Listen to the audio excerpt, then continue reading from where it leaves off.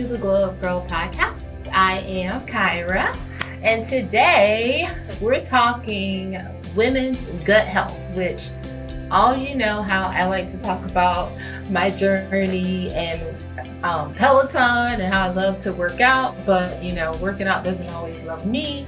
But I'm so excited because I'm joined today by Maverick Willet.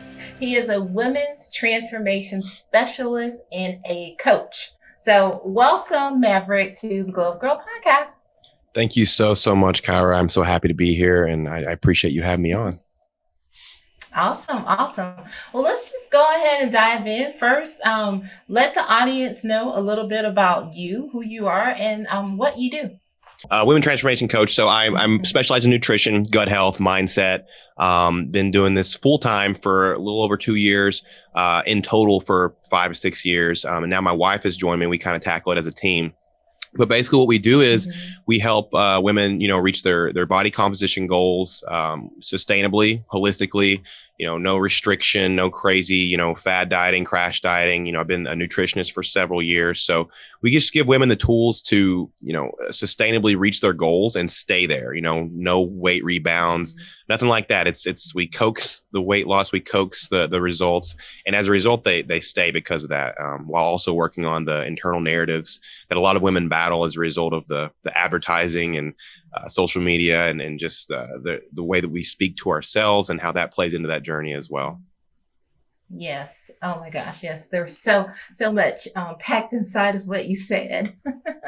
But I think, as we start, let's talk about why did you choose to specialize in women's transformations?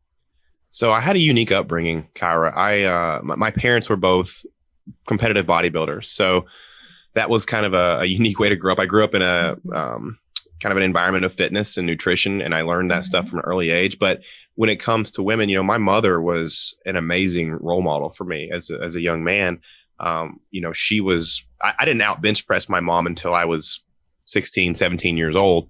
So that was kind of a cool thing to be able to work out with my mom and compete with her. And she came from very humble beginnings herself. She grew up in a very poor upbringing. She dropped out of high school when she was 16 years old.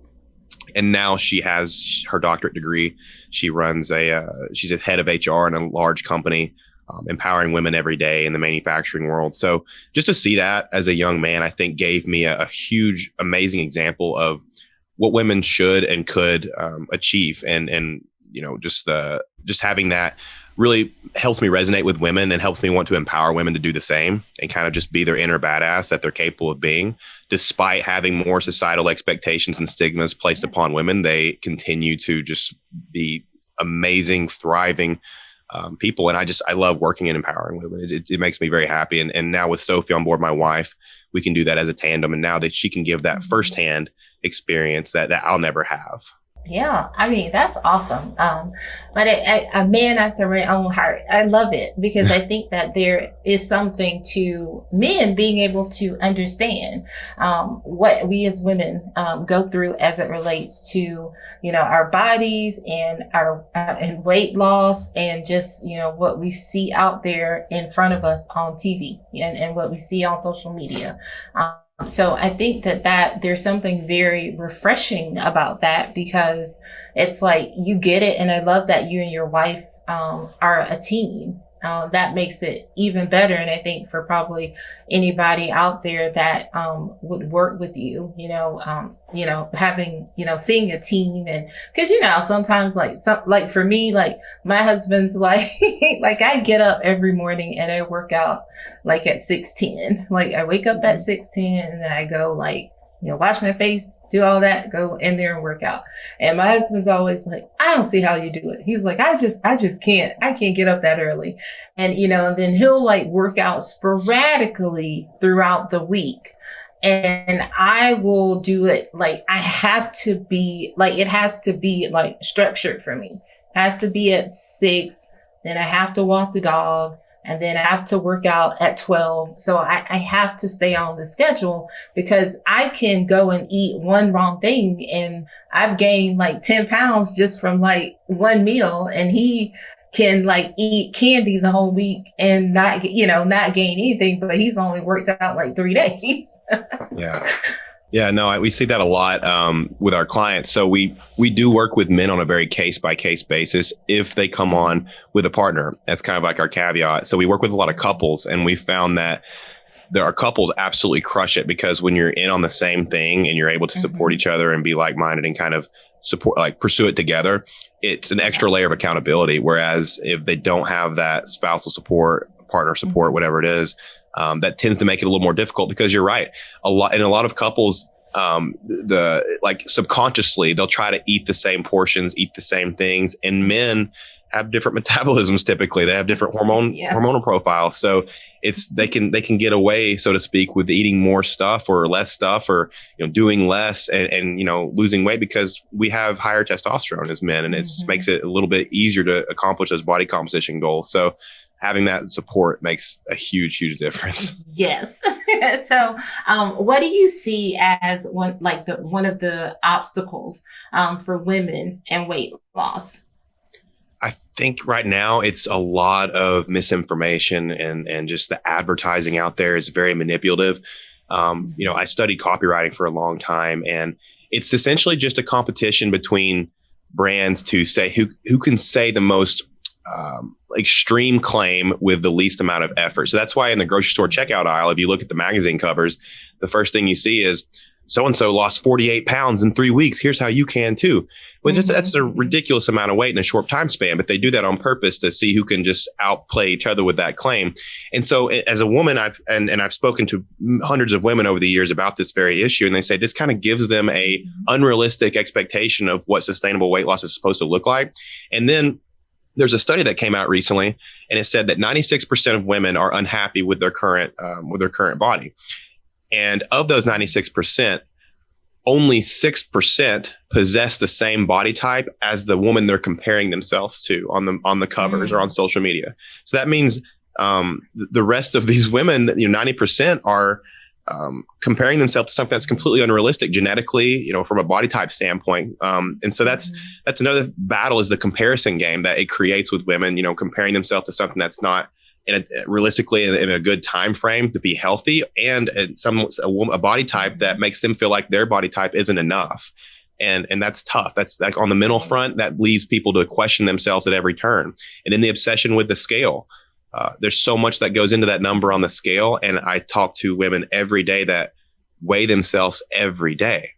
And that's such a negative thing, because it sets you up for perpetual disappointment, because in that number, there's so many things. There's stress, there's water retention, there's mineral balance, there's hormones, there's food volume, there's urine. There's so much, depending on what time of the month it is, that number is going to be higher or lower. Right. And so we have different levels of activity on different days. And so, but when people look at that number on the scale, they think one thing: body fat. Oh, that's my body fat. That's my worth. And so I highly recommend, for anybody listening out there, if you're weighing yourself every day, stop. It's normal for our weight to fluctuate so much. You can gain or lose 5 pounds overnight, but body fat is a much more steady linear progression. So you can't lose or gain body fat overnight, but weight, just sheer weight, can change very quickly. So our clients in particular, we have them weigh maybe once a week, once every 2 weeks. And some clients don't even weigh at all. They weigh maybe once every 2 months, because we recognize that it creates an unhealthy pattern and obsession with that number. So these are all things that women have that they face every day. And as a coach, I help them develop better narratives, better mechanisms for coping and overcoming these challenges. No, I think that's really important what you said, because I know, like, when you start a program, I started a program 2 years ago, and I remember, I would weigh every 2 weeks with the doctor, but I would weigh every day myself, because I was like, wait, I just need to know, what happened, and so, and you're right. It's not, because it's if you see it, if you don't have your mindset set to know, yep, I need to weigh in the mornings, because Like once I get up, use the bathroom, because I'm probably going to be the lightest then. If I've had water all day, if I drink that gallon of water, then I'm going to be heavier, as I'm drinking that water. If you don't really know those things, then you are going to be set up for failure. And then I think too, another thing is like when you start to work out and you start to build muscle, you're not going to be necessarily you might not lose weight. You might be gaining muscle. And so I think that's another thing.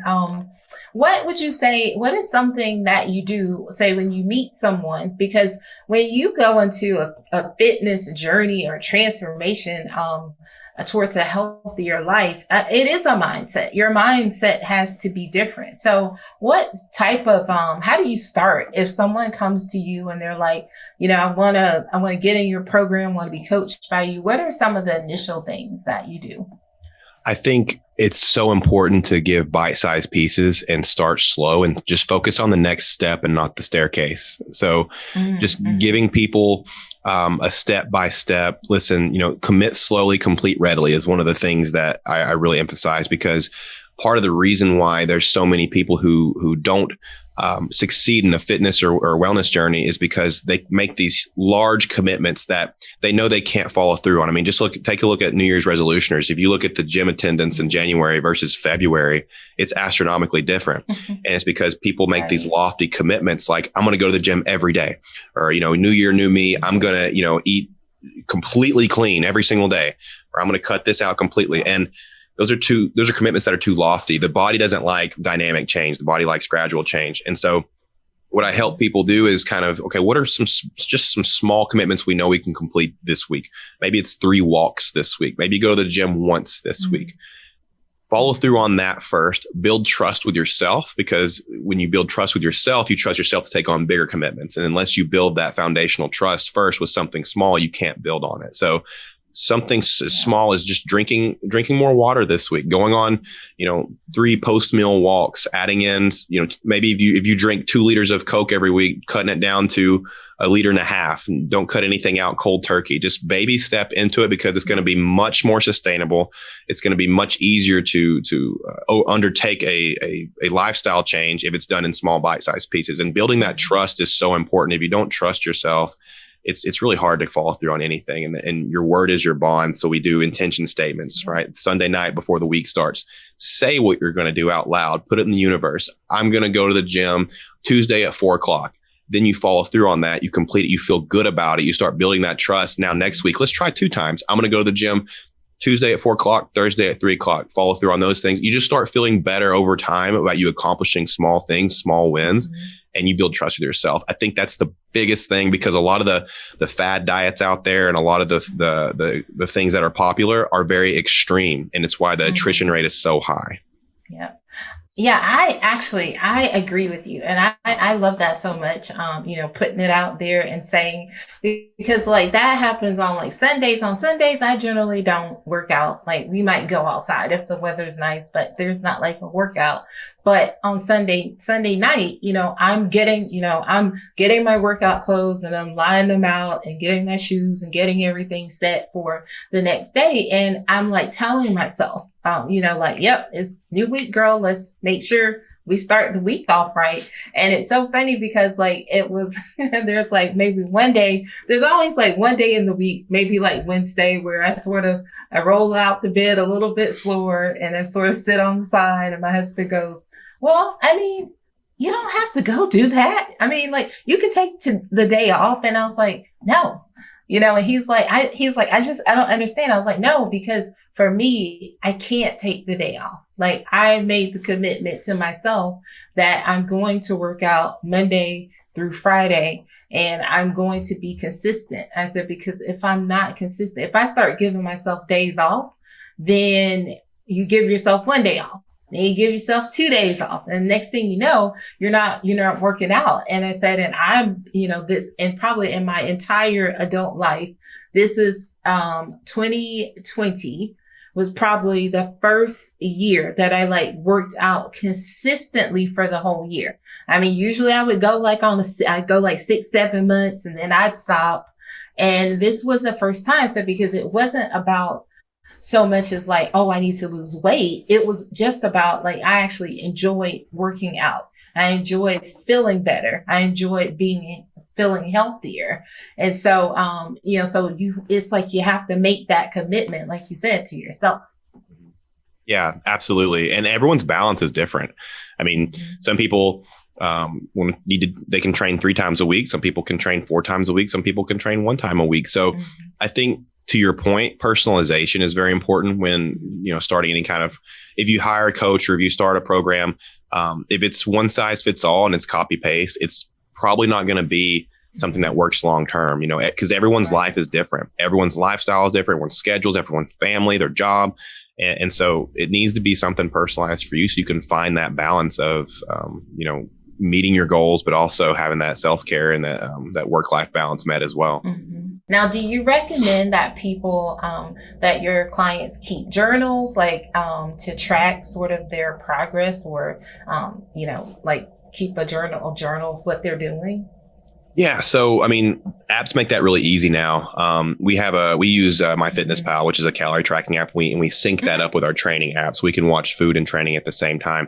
Now, the caveat with that is, obviously, I don't expect anyone to track calories for the rest of their life, but I'm a huge proponent of tracking them for a short period of time, at least, so you can gain the tools to be an intuitive eater the rest of your life from having done it for a short time. I mean, for example, if you never track calories, if you never have any awareness of how much you're eating or how that plays into your caloric intake, you really can't make any kind of rational decision about your diet because you don't know what works for you, what doesn't work for you, and what amounts.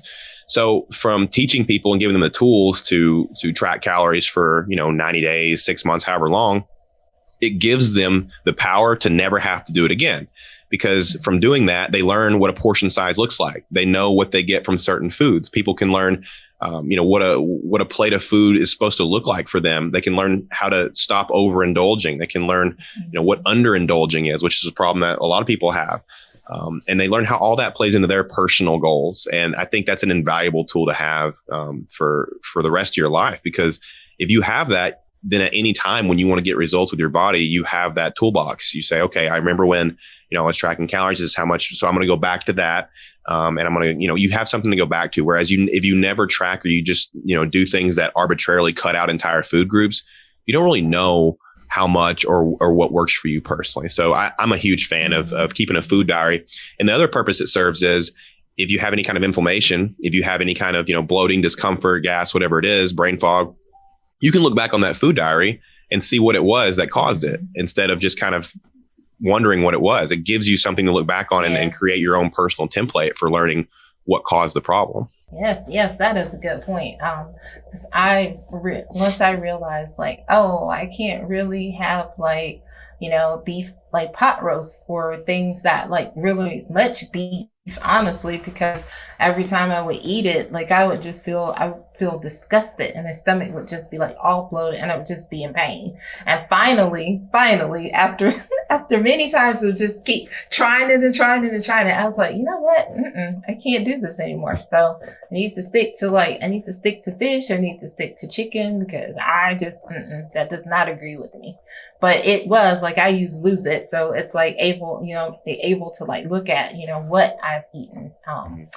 What do you say to, someone who's like, I've fallen off so many times. I start, but I can't get motivated to stick with it. The missing piece usually is who they're surrounding themselves with. And it comes down to, what have they tried, and has it, oftentimes people who say those things are people who have tried dynamic, drastic overhauls of a diet. So, diets that deprive them of calories. There's many diets that have people eating 800 to 1200 calories. And the thing about that is, my 10-month-old son eats 1300, 1400 calories. And so for as a full grown adult to eat that much, it's just, you're not fueling your body. Or they've cut out entire food groups. They've cut out entire macronutrients like carbohydrates. And, long term, that's just not a great answer, especially, if you're a mom, if you have a family, think long term. Would you put your children on this diet? And if the answer is no, that's probably a good sign that it's not something that you can sustain. So I always ask mothers that. And aside from that, if they've tried a bunch of things that didn't work, Oftentimes the missing piece is surrounding yourself with the right support. And so a lot of times it comes down to your internal narratives and your behaviors surrounding food. Usually people who have negative behaviors with food, myself included, have some trauma or some emotional event in their past that has triggered them to now use food to cope with the feelings that created. So, what are the feelings leading to, asking the right questions. So you ate the whole bag of chips. Why did you do that? And how are you feeling before then? What triggered it? Connect the dots. There's many people, just for example, like it could have been their parents were fighting when they were young. And so they'd go in the kitchen and eat snacks or, sweets to distract them. And now when an emotional event happens in their life, stress, overwhelm, whatever it is, they use food to cope. Just being mindful of that can help them rewire that behavior. So it goes much deeper than just telling someone eat less, move more. I mean, telling someone who's struggling with their weight to eat less and move more is kind of the equivalent of telling a homeless person to save more and spend less. I mean, that's just it's not very helpful. People need more than that. There's way more to psychology. There's way more to the behaviors that go into binge purge cycles or coping with food. And professionals in the field that are helping folks need to realize that, you need more than a macro coach. You need more than a $50 PDF meal plan from Izzy the influencer. You need some guidance with this stuff because it goes deeper than that. Yeah. And I'm so glad you said that because I absolutely love that you said that because it's like, you got to recognize the triggers. Like we have to recognize the why. Why did I do that? So that's so important. So let's talk about some tips that you can give some our listeners out there. What are 5 tips for women's gut health that you can share with us today? So gut health's an immense subject. And it's something that it's trending right now, which is great. People need to be more mindful of it. But if I could just give some simple tips. So little things. We'll start with little things. One is people don't chew their food enough. If you don't, mastication, chewing, it starts in the mouth. Every digestion starts in the mouth. So if people tend to be in a hurry when they're eating, and if you don't chew your food enough, that's going to be hard on your digestion. It's going to take longer for your stomach to break it down. You're going to have to secrete more stomach acid. So chew your food longer. And coupled with that, don't drink a lot of water while you're eating. Drink it in between meals. When you drink a lot of water while you eat, you tend to dilute your natural stomach acids, and you need stomach acid to help break down the food. So those are 2 small ones. Another one would be look at the way you prepare your food. One of the things that I really help people with is reducing the amount of toxins and lectins in their diet. And there's a lot of foods that are pushed as being super, super healthy, like raw broccoli, for instance, raw cruciferous veggies. But those foods are really high in lectin content. They produce these toxins to ward off predators. So not saying don't eat them, but prepare them, cook them. You can cook those toxins and kind of reduce the amounts of lectins in those foods to make them more digestible. So I always tell people to cook, dark leafy greens, broccoli, asparagus, Brussels sprouts, cook those for 20, 30 minutes. You're going to make them more digestible. Cook them in a really good healthy fat like grass-fed butter or coconut oil. And you're going to make those fat-soluble nutrients more bioavailable and more absorbable. So kind of a double whammy there. Another one is eat more fermented foods. So sauerkraut, kefir, kimchi, kombucha, the 4Ks. Organic sauerkraut or organic sour cream is another one. Pickles, certain brands of pickles are fermented. Just make sure you're getting some fermented foods in your diet because they're going to provide your gut with healthy bacteria that can help break down food, help boost your immune system, and help your thyroid hormone production. A lot of thyroid hormone is converted in the gut. So, your thyroid is your thermostat of your metabolism. If you don't have a healthy thyroid, it's going to be really hard to, lose weight or burn fat. So eating fermented foods gives your gut the healthy bacteria to help that thyroid hormone conversion that takes place in the gut. And then lastly, avoid foods that are inflammatory to you. Instead of just taking something like Nexium or Prilosec to quell, heartburn, that's your body telling you that you're eating something that's inflammatory. Bloating, heartburn, excessive gas, brain fog. These are inflammatory effects. That's the difference between humans and animals. Animals, when that happens to animals, they stop eating the food. Humans will just take Tums and keep it moving, So we need to learn from animals a little bit and recognize when something isn't good for our bodies because it's causing cellular damage that cumulatively shows up later down the road. For humans, it takes a little more time. So just avoid inflammatory foods. If it bloats you, take note of it, and you probably need to avoid it. So that's the tips I would give. Those are great. Like, it's like humans. I'm going to go ahead and eat this. I got my Tums right here. Yeah. Yeah, we'll just mask it. We'll just take some Tums and keep it moving. You know, Right. it's like, well, Yeah. Well, let's talk about working with you. So, can you let everybody know out there what your programs are and how they can potentially work with you and your wife? yeah, absolutely. Thank you. So we're Maverick Online Coaching is what we're on Instagram, Facebook. We're even on TikTok now. We're 31-year-old parents on TikTok. It's crazy that is. So Maverick Online Coaching. If you Google search that or just go on Instagram, you'll find us really quick. And we have an application, or you can just shoot us a DM directly, and we'll just have a conversation and talk about what you're dealing with. We're not overly salesy or anything. We're just going to see if it's a good fit and see what we can help you with. That's what we're about, is just helping people at our core. That's what we want to do, is help as many people as possible. And so yeah, we'll just have a conversation, see where you're at, and take it from there. Awesome. Well, that's great. That's some really awesome information that you've given. And I will definitely include in the show notes where to find you on Instagram and how to find you online as well. Thank you. So now we're going to move into a part of the show I really like. It's 5 things. So 5 things with Maverick. So I'll ask you 5 questions. Just gives the audience a little bit more insight into the inner workings of your mind. Okay. So how do you start the day? I start the day really weird. I get up and I immediately take a cold shower, which is, I know it sounds crazy. It's just what I do. I have to do the same thing every morning, Kyra. I'm like you. I have to have my regimen. So cold shower, and then I make my coffee, and then I meditate while I drink my coffee. And then I start my day. And that's usually feeding my 10-month-old son when he wakes up shortly after. So that's my thing. I got to have my cold shower. I got to have my coffee, and then my meditation. So I start my day off right in the right mindset. I like it. What's one goal, business or personal, that you set for 2021? So business, I think I can definitely share. We want to serve at least 200 people at once this year. So we would love to grow our client base to 200 people. We have the bandwidth, and we have a team of coaches to do that. So we're excited to just grow into that. I think that's a attainable goal for us this year, so we can just help as many people as possible. And then on the personal front, it's kind of hard to say. I just want to stay consistent with my personal development, continue to be the best father, continue to be the best partner I possibly can be, know that I'll fall short, be kind to myself when I do, and just continue to be mindful and empathic in my relationship with Sophie. Just we do couples therapy, and so just want to stay consistent with that and continuing to be the best I can be, so we can be the best we can be. Awesome. Love that. What's a project that you are working on maybe this year that you're really excited about?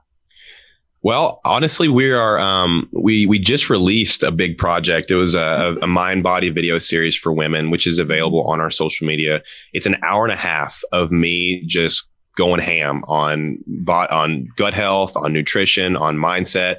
It's kind of like a hidden gem. I don't think a whole lot of people know about it yet, but we didn't broadcast it a whole lot. We just want to see who watched it. But it's on our social media. It's in our like our bios and stuff like that. You can click on it and find it. But it's our mind body video series on YouTube as well. Maverick Online Coaching, but it's a lot of value in that. We just finished that. Awesome. That sounds great. So tell me one thing that you do for self-care for Maverick. Well, I love to go to the gun range and shoot guns. I'm former military, so I can't help it. I like to shoot handguns. It's kind of like a stress release. I still train pretty regularly. I go to the gym 3 times a week. Meditation. If I had to pick one thing, it's my meditation, because it's practicing mindfulness, and you can't fix what you don't know. And it's helped me. It's some of my best thinking is done when I meditate. It keeps me empathic. It keeps me open-minded. It keeps me from succumbing to any of my negative behavior patterns over and over, from my past, from my childhood, from previous relationships. All the change I've been able to undergo in the last couple of years has been due to being mindful in that meditation process. And I say practice meditation because you're just practicing. You never master it, but it's something that right. Yeah, it's been really good for me. Awesome. I love it. And I do love meditation. And last, how do you end the day? We usually in the day, with some us time, Sophie and I, we have to schedule out our us time because we're so busy.